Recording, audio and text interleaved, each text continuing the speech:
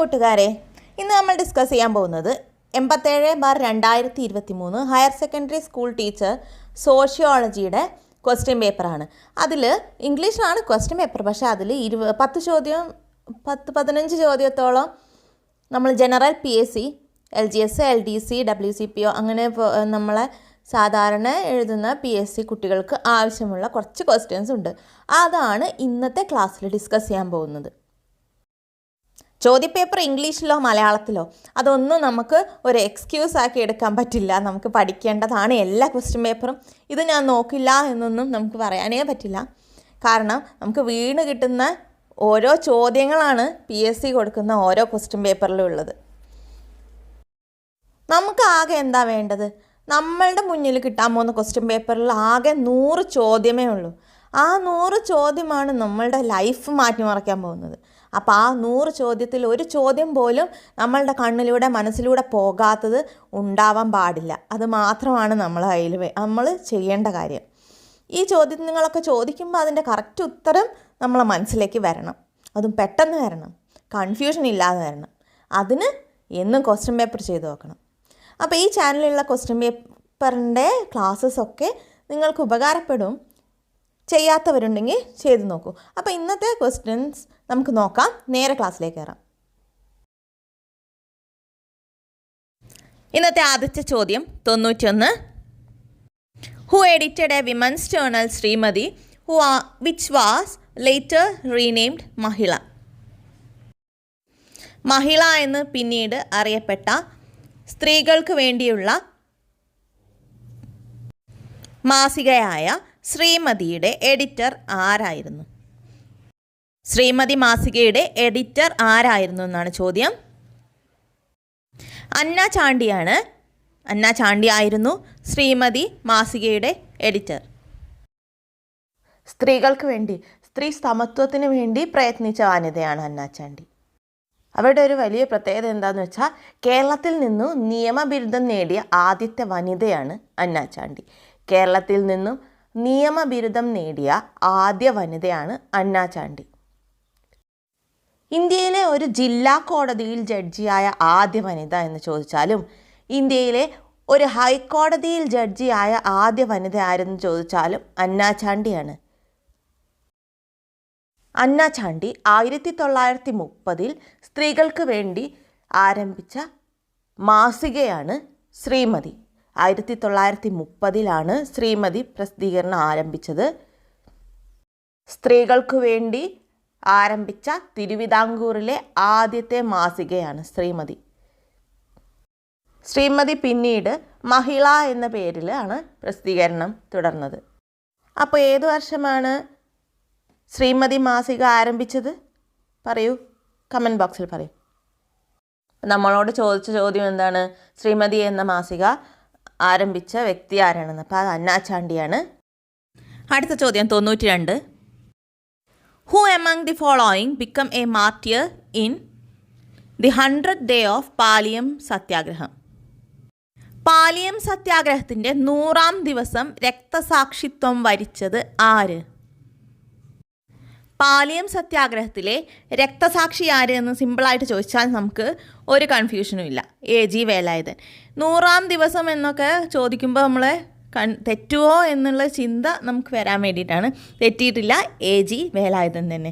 പാലിയം സത്യാഗ്രഹത്തിൻ്റെ രക്തസാക്ഷി AG വേലായുധൻ. നമുക്ക് പാലിയം സത്യാഗ്രഹത്തെക്കുറിച്ച് കുറച്ച് വിവരങ്ങൾ നോക്കാം. ഏത് വർഷമാണ് പാലിയം സത്യാഗ്രഹം ആരംഭിച്ചത്? 1947, സ്വാതന്ത്ര്യം കിട്ടിയ വർഷം 1947. എന്തിനു വേണ്ടിയാണ്? എറണാകുളം ജില്ലയിലെ പാലിയം ക്ഷേത്രത്തിന് മുന്നിലുള്ള ചേന്നമംഗലം റോഡ് വഴി സഞ്ചാര സ്വാതന്ത്ര്യം അഹിന്ദുക്കൾക്കും താഴ്ന്ന ജാതിക്കാർക്കും ലഭിക്കുന്നതിന് വേണ്ടി നടത്തിയ സമരമാണ് പാലിയം സത്യാഗ്രഹം. എന്താണ്? പാലിയം ക്ഷേത്രത്തിന് മുൻപിലൂടെ സഞ്ചാര സ്വാതന്ത്ര്യം അല്ലേ? എറണാകുളം ജില്ലയിലാണ്, ഇമ്പോർട്ടൻ്റ് ആണ്, നോക്കി വെക്കണം. പാലിയം സത്യാഗ്രഹത്തിൻ്റെ പ്രധാന നേതാവായിരുന്നു സി കേശവൻ. അദ്ദേഹം തന്നെയാണ് സത്യാഗ്രഹം ഉദ്ഘാടനം ചെയ്തത്. ആരാണ് പാലിയം സത്യാഗ്രഹം ഉദ്ഘാടനം ചെയ്തത്? സി കേശവൻ. പാലിയം സത്യാഗ്രഹത്തിന് നേതൃത്വം നൽകിയ വനിതകൾ ആരൊക്കെയാണെന്ന് ചോദിക്കാം. രമത്തമ്പുരാട്ടിയും ആര്യപള്ളവുമാണ്. ആര്യപള്ളം ചോദിച്ച ക്വസ്റ്റ്യനാണ്. പാലിയം സത്യാഗ്രഹത്തിന് നേതൃത്വം നൽകിയ വനിത ആരാന്ന് ചോദിച്ചു. ആര്യപള്ളമായിരുന്നു എന്ന ഓപ്ഷനിലുണ്ടായിരുന്നത്. രമത്തമ്പുരാട്ടിയും ആര്യപള്ളവുമാണ് ഉത്തരം. പാലിയം സത്യാഗ്രഹം 1947 പറഞ്ഞു അല്ലേ. സ്വാതന്ത്ര്യത്തിന് ശേഷം നടന്ന ആദ്യത്തെ സത്യാഗ്രഹമാണ്. എന്നാൽ നിങ്ങൾക്കറിയാമോ ഹിന്ദുമതക്കാർക്ക് എല്ലാ ക്ഷേത്രത്തിലും പ്രവേശനം അനുവദിച്ചത് ഏത് വർഷമാണെന്ന്?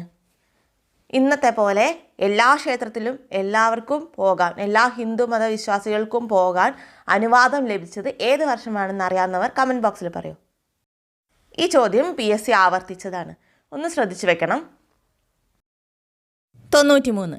In 1912, which social reformer was nominated as the member of Sreemoolam popular assembly? 1912 Sreemoolam popular assembly അല്ലെങ്കിൽ ശ്രീമൂലം പ്രജാസഭയിലേക്ക് തിരഞ്ഞെടുക്കപ്പെട്ട സോഷ്യൽ റിഫോമർ നവോത്ഥാന നായകൻ ആര്? 1912 അയ്യങ്കാളിയെയാണ് ശ്രീമൂലം പ്രജാസഭയിലേക്ക് തിരഞ്ഞെടുത്തതല്ല, നാമനിർദ്ദേശം ചെയ്തത്. ശ്രീമൂലം പ്രജാസഭ ആരംഭിച്ച വർഷം 1904 ഒക്ടോബർ 1. എന്നാൽ ശ്രദ്ധിക്കൂ, ആദ്യത്തെ സമ്മേളനം നടന്നത് എന്നാണെന്ന് ചോദിച്ചാൽ ഒക്ടോബർ 22 88 പേരോളം ഈ സമ്മേളനത്തിൽ പങ്കെടുത്തിരുന്നു. അപ്പോൾ എന്നാണ് ആരംഭിച്ചത്? 1904 ഒക്ടോബർ 1. ഒക്ടോബർ 22 88 പേരടങ്ങി ഒരു സമ്മേളനം നടത്തി. അത് നടന്നത് VJT ഹാളിലാണ്. ഇനി ശ്രീമൂലം പ്രജാസഭയിൽ അംഗമായ ആദ്യത്തെ ഹരിജനാണ് അയ്യങ്കാളി. 2019 മുതൽ VJT ഹാളിനെ നമ്മൾ അയ്യങ്കാളി ഹാൾ എന്ന് പുനർനാമകരണം ചെയ്തിട്ടുണ്ട്. ഇദ്ദേഹത്തിൻ്റെ വാക്കുകൾ PSC ചോദിച്ചതാണ്. വിദ്യയിലൂടെ ഔന്നത്യം നേടുക എന്നത് ഇദ്ദേഹം പറഞ്ഞതാണ്, അയ്യങ്കാളി പറഞ്ഞതാണ്. വിദ്യയിലൂടെ ഔന്നത്യം നേടുക എന്നതും അയ്യങ്കാളി ഗാന്ധിജിയെ സന്ദർശിച്ചപ്പോൾ പറഞ്ഞതാണ്. ഈ വാക്കുകൾ PSC ചോദിച്ചതാണ്, വിട്ടുകളയരുത്. എൻ്റെ സമുദായത്തിൽപ്പെട്ട 10 പേരെങ്കിലും BA-കാരായി കാണണം എന്ന് ഗാന്ധിജിയെ സന്ദർശിച്ചപ്പോൾ അയ്യങ്കാളി പറഞ്ഞതാണ്. ഈ വാക്കുകൾ ആരുടെയാണെന്ന് ചോദിച്ചിട്ടുണ്ട്. എന്താണ്? എൻ്റെ സമുദായത്തിൽപ്പെട്ട 10 പേരെയെങ്കിലും BA-കാരായി കാണണം. ഇത് അയ്യങ്കാളി പറഞ്ഞതാണ്. ശ്രീമൂലം പ്രജാസഭയിൽ അയ്യങ്കാളി ആദ്യമായി അംഗമായ വർഷം 1911. എന്താണ് പ്രത്യേകത? നേരത്തെ പറഞ്ഞു, അങ്ങനെ അംഗമാകുന്ന ആദ്യത്തെ ഹരിജൻ അയ്യങ്കാളിയാണ്. 1912 വീണ്ടും നാമനിർദ്ദേശം ചെയ്യപ്പെട്ടു അയ്യങ്കാളി.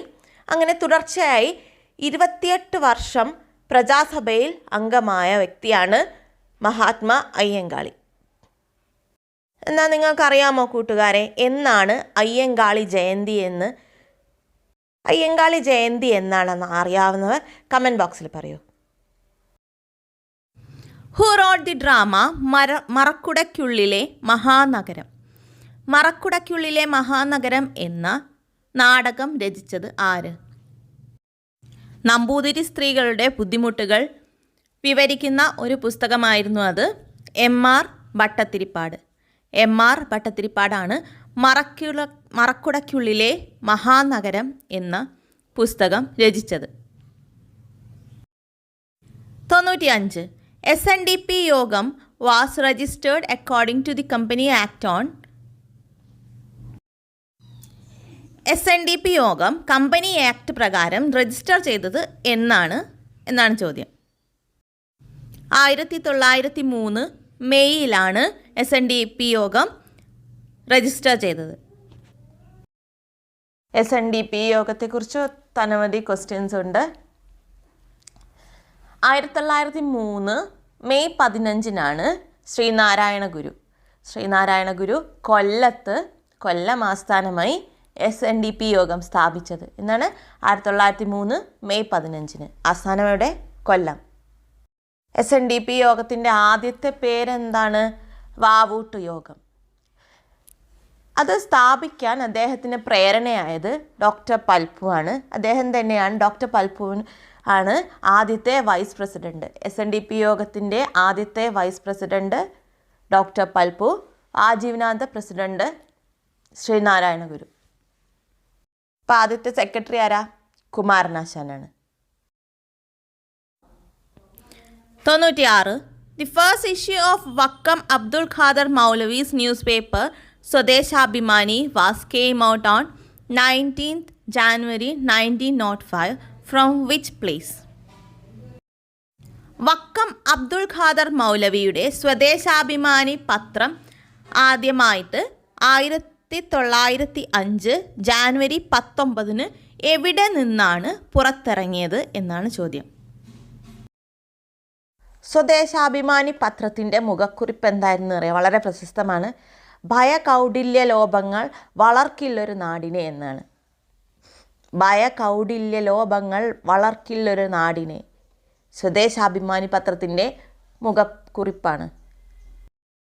1905 ജാനുവരി 19 തിരുവനന്തപുരം ജില്ലയിലെ അഞ്ചുതെങ്ങ് എന്ന് പറഞ്ഞ സ്ഥലത്ത് വക്കം അബ്ദുൾ ഖാദർ മൗലവി ആരംഭിച്ച പത്രമാണ് സ്വദേശാഭിമാനി. എപ്പോഴും ചോദിക്കാറുണ്ട് ആരാണ് ആരംഭിച്ചതെന്ന്. വക്കം അബ്ദുൾ ഖാദർ മൗലവിയാണ്. 1905 ജാനുവരി 19 ആരംഭിച്ചതെന്ന് പറഞ്ഞല്ലോ. ആദ്യത്തെ പത്രാധിപർ CP ഗോവിന്ദപിള്ളയാണ്. പിന്നീട് 1906 മുതൽ 1910 വരെ പത്രാധിപരായി പ്രവർത്തിച്ചത് രാമകൃഷ്ണ പിള്ളയാണ്. നമ്മൾ അറിയപ്പെടുന്നത് സ്വദേശാഭിമാനി രാമകൃഷ്ണ പിള്ള എന്നാണ് അല്ലേ. നമ്മളെവിടുത്തെ ചോദ്യം എവിടെ നിന്നാണ് സ്വദേശാഭിമാനി പ്രസിദ്ധീകരണം ആരംഭിച്ചത് എന്നാണ്. ഇപ്പം അഞ്ചുതെങ്ങ് എന്ന സ്ഥലത്ത് നിന്നാണ്. ആൾ ട്രാവങ്കൂർ ഗ്രന്ഥശാല സംഘം വാസ് ഫൗണ്ടഡ് ഇൻ. അഖില തിരുവിതാംകൂർ ഗ്രന്ഥശാല സംഘം ആരംഭിച്ച വർഷം. തിരുവിതാംകൂറിൽ 1945 സെപ്റ്റംബർ 14 അമ്പലപ്പുഴ PK മെമ്മോറിയൽ ഗ്രന്ഥശാലയിൽ ഗ്രന്ഥശാലകളെ ഏകോപിപ്പിച്ചുകൊണ്ട് അഖില തിരുവിതാംകൂർ ഗ്രന്ഥശാല സംഘം ആരംഭിച്ചു. ഇതിനാൽ തന്നെ സെപ്റ്റംബർ 14 ഗ്രന്ഥശാല ദിനമായി നമ്മൾ ആചരിക്കുന്നുണ്ട്. എന്നാണ് ഗ്രന്ഥശാല സംഘം ആരംഭിച്ചത്? 1945 സെപ്റ്റംബർ 14. അതാണ് ഇവിടുത്തെ ചോദ്യം. 1945 ഉത്തരം. 1945 ഗ്രന്ഥശാല സംഘം സ്ഥാപിച്ചതെന്ന് പറഞ്ഞല്ലോ. അതിൻ്റെ ആദ്യത്തെ സെക്രട്ടറിയായി പ്രവർത്തിച്ചത് PN പണിക്കരാണ്. പിന്നീട് 1977 ഗ്രന്ഥശാല സംഘം സർക്കാർ ഏറ്റെടുക്കുകയാണ് ഉണ്ടായത്. ഇപ്പം നമ്മൾ തിരുവിതാംകൂർ ഗ്രന്ഥശാല സംഘത്തിനെ കുറിച്ച് പറഞ്ഞു. എന്നാൽ മലബാർ ഗ്രന്ഥശാല സംഘം ആരംഭിച്ച വർഷം എന്നാണ്? 1937 K കേളപ്പൻ്റെ നേതൃത്വത്തിലാണ് മലബാർ ഗ്രന്ഥശാല സംഘം ആരംഭിച്ചത്. നോട്ട് ചെയ്ത് വയ്ക്കുക. അടുത്ത ചോദ്യം ഇതായിരിക്കും. അടുത്ത ചോദ്യം 98.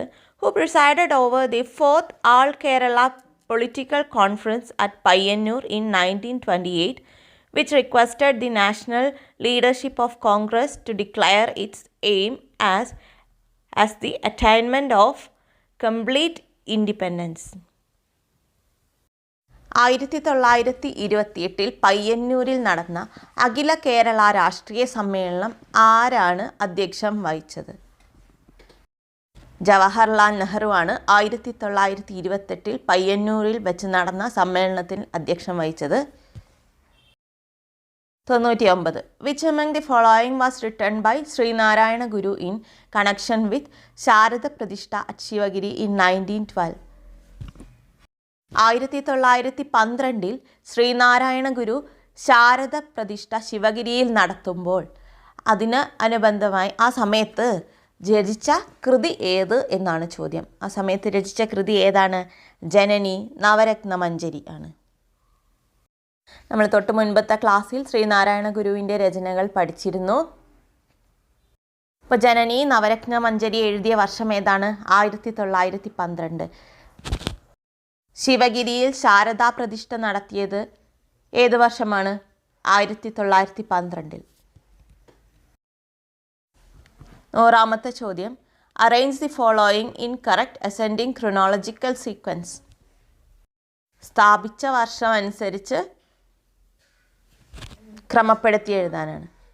പറയാം. സമത്വ സമാജം 1836 വൈകുണ്ഠസ്വാമി സ്ഥാപിച്ചു. ശ്രീനാരായണ ഗുരു ധർമ്മ പരിപാലന യോഗം 1903 സ്ഥാപിച്ചു. യോഗക്ഷേമ സഭ 1908. സാധുജന പരിപാലന സംഘം 1907. അപ്പോൾ അതാണ് അതിൻ്റെ ഓർഡർ. ആദ്യം സമത്വ സമാജം, പിന്നെ ശ്രീനാരായണ ധർമ്മ പരിപാലന സംഘം, പിന്നെ സാധുജന പരിപാലന സംഘം, പിന്നെ യോഗക്ഷേമ സഭ. Option C. കൂട്ടുകാരെ, അപ്പോൾ വീണ്ടും ഒരു ഇമ്പോർട്ടൻറ്റ് 10 ചോദ്യങ്ങളും കൂടി നമ്മൾ ഡിസ്കസ് ചെയ്തിരിക്കുന്നു. കണക്റ്റഡ് ഫാക്ട്സ് പറഞ്ഞിരിക്കുന്നു. കൂട്ടുകാർക്ക് എല്ലാവർക്കും ഇന്നത്തെ ക്ലാസ് മനസ്സിലായി എന്ന് വിചാരിക്കുന്നു. നിങ്ങൾക്ക് ഉപകാരപ്പെട്ടെങ്കിൽ തീർച്ചയായും റിപ്പീറ്റ് ചെയ്ത് കേട്ട് പഠിച്ച് മനസ്സിലിരുത്തി ഒറ്റ ചോദ്യം പോലും ഇനി ഈ പറഞ്ഞതിൽ നിന്ന് മിസ്സാവാൻ പാടില്ല. അപ്പോൾ എല്ലാവരും സന്തോഷത്തോടു കൂടി പ്രിപ്പറേഷൻ തുടരുക. LD 2024 നമ്മളുടെ തന്നെയാണ്. അപ്പോൾ വീണ്ടും അടുത്ത ഒരു ചോദ്യപേപ്പറിലെ ക്വസ്റ്റ്യൻസും കണക്റ്റഡ് ഫാക്ട്സും ഇമ്പോർട്ടൻറ്റ് പോയിൻറ്റ്സും ഒക്കെ ആയിട്ട് വീണ്ടും വരാം. അതുവരെ see you.